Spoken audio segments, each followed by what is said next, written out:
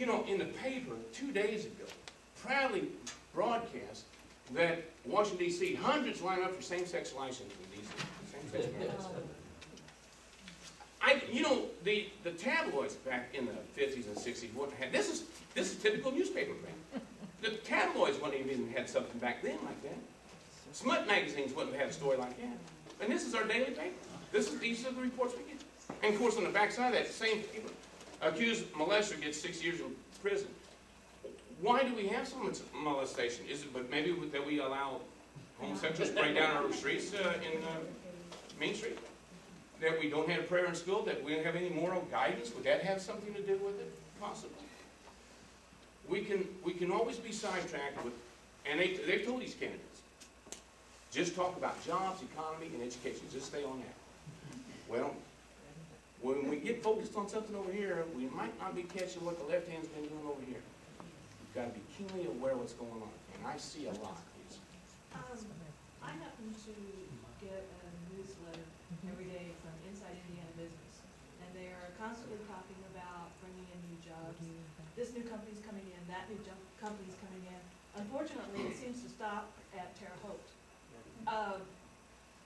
What do you think you could do up there as far as getting some of those jobs down south? Because in a couple of months, a whole lot of people are going to be losing a whole lot of jobs, and not just local.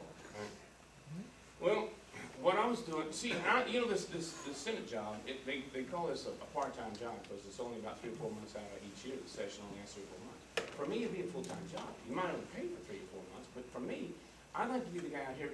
You got another 7, 8, 9 months there that you can be beating the bushes, walking the streets, going out and looking for jobs. That's what I did back in 2006 on my own, an idea that I'd had, and I kept it to myself for quite a while, and I thought, well, I'm going to try this thing.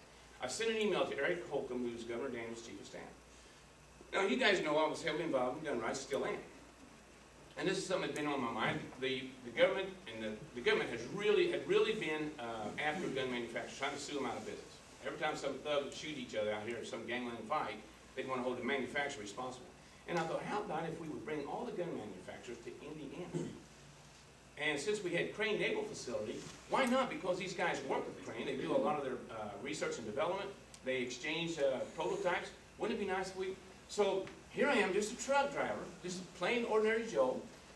But I sent this email to Eric about this idea of mine about trying to go after these manufacturers and bring them here. Especially the guys in Illinois, which is a very, very Gestapo state, you know. And I don't know why they operate over there, but they do. I said, Eric, if it sounds like a crazy idea, delete it. I'll pretend, we'll both pretend it never existed. Well, he wrote back and said, Jim, I like the idea. So I managed to get a meeting with the Crane Naval Facility people over there. A lot of higher level people at the Crane. Mike Gentile and Charlie Zeller and Jim Schonberger, the engineers, and a lot of the civil operatives up there. And so I went up there, just happened at Washington and Lagodi and all them, the mayors was involved in opening up this Westgate Crane Authority operation. And it just all came together at the same time. So I got to meet with the mayors of Washington and Lagodi. I explained my idea. They never heard of anything like that. They thought it was great. I met with the guys at Crane. I couldn't believe I'm sitting at this conference table with these guys. I'm thinking, this is so crazy. I mean, a guy like me, I'm sitting there and I got all these guys around me and they're listening to me explain this idea. 5 minutes. Oh, 5? Sure, let's reset that. But anyway, they liked the idea, and we went from there. I got a meeting set up with the IEDC up in Indianapolis, Indiana Economic Development Commission. We're sitting up there with, his name was Charlie, I can't think of his last name right now. But anyway, we're all at the table with the governor's chief of staff, and we're going over this. I explained my whole layout about how we can approach this, bring the industry in. Because this is top-notch jobs. It's highly skilled jobs. They pay well, and it's not jobs that's going overseas, because this industry does not go to Mexico or Japan or China, because the market's here. In fact, other countries set up shops in this country here on gun manufacturers and ammunition makers and so forth. Anyway, it was a nice opportunity. I was just going through some here the other week. I was going through some of the correspondence letters I got from all those guys. It was congratulating me for this idea and all the work we put into it. But I didn't have the authority or the capacity to see it through. They wanted me to take the lead and go after these manufacturers. And I told them at that meeting, I said, boys, I'm not the guy. I'm not the guy. I'm just bringing this idea up. I don't have that office. I don't have that title. to do this. But they insisted. They said, Jim, we really think you should do it.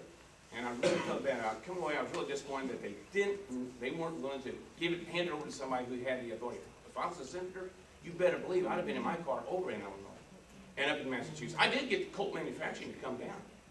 Colt Manufacturing and I went up to Crane 2 on a separate visit, and I had the Colt people there. But the closest I got Les Bear. I talked to him. He said he was about to leave Illinois anyway. He said, Jim, if we go, we'll probably go to Iowa because they're only 30 miles away, and I don't have to move my people so far.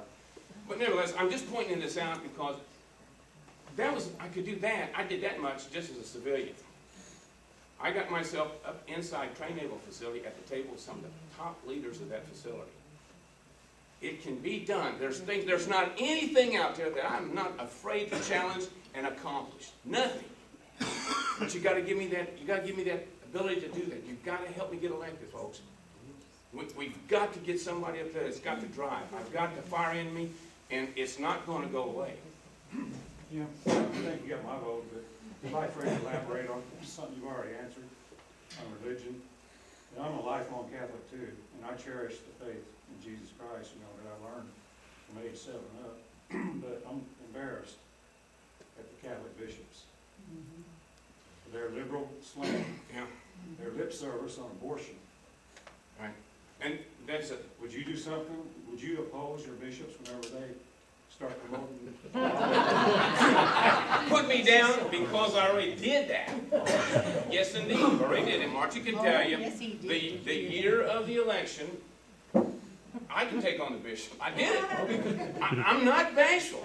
And the hierarchy we have in the church, and it's not just the Catholic Church. No, it's not. They don't have it. They don't have that market cornered either. Every denomination out here, you've got leadership up here that's willing to accept homosexuality. They're willing to accept a little bit of, and this is another thing on the abortion. Before I get on to this other thing, folks, when you ask somebody, I'm begging you. I've seen this happen for the last couple. It happened at our page meeting. When you ask a candidate where you stand on abortion, don't let them get away with just saying I'm pro-abortion. Dog it. You can't stop there. What do you need? Elaborate. Are you really for life in cases of incest and rape? Where do you stand? Make them answer that question. Well, in those kind of cases, no. That is not the answer. That little baby had no hand in that. That little baby, I don't care if it was incest or rape, it's terrible that happened. But the little baby is about to lose its life. If the vote was cast, there's 3 people involved. The 2 people that had the baby and the little baby. But on that there, I've taken the Pope on before. When he on the acorn thing, I called him, he called me back. And I told him, I said, the Catholic Church donating to acorn? He said, never heard of it. I said, you never heard of acorn? He said, no, never heard of it. I said, well, it exists. I just watched it on your Catholic channel. The man's just talking about it. And he got real arrogant with me. He said, well, I'll tell you right now. He said, I don't believe all that stuff. He said, I don't think that happened. I said, well, it did happen. And he said, well, all I can tell you is that's all you can do is worry about it. Apparently you are because you called me. I said, well, sir, that ain't all I can do because I'll tell you right from now on, this point right now, from now on, I will never write no more blank checks to the Catholic Church. Our money will go designated to individuals or organizations. His whole demeanor changed. He cleared his throat on the phone, and all of a sudden now we're talking money, and he was willing to listen to it. One more minute. I got to sign off. Pressure's on. I'll take questions. At the meeting last Saturday night, about the illegal immigration, really upset. I mean, what you said was true. And the next morning went to mass, and there in our bulletin was these postcards from the Catholic bishop wanting us to. On the illegal immigration, I can tell you, St. Wendell had a soup kitchen one night, a dinner, and they had people there to sell illegal immigration. It was immigration, but it was illegal. The only one in the whole group that stood up and called her hand on it was me. It shut the meeting. The meeting was done. They packed up their cameras, and it was over. But I gave them about 10 minutes worth of it.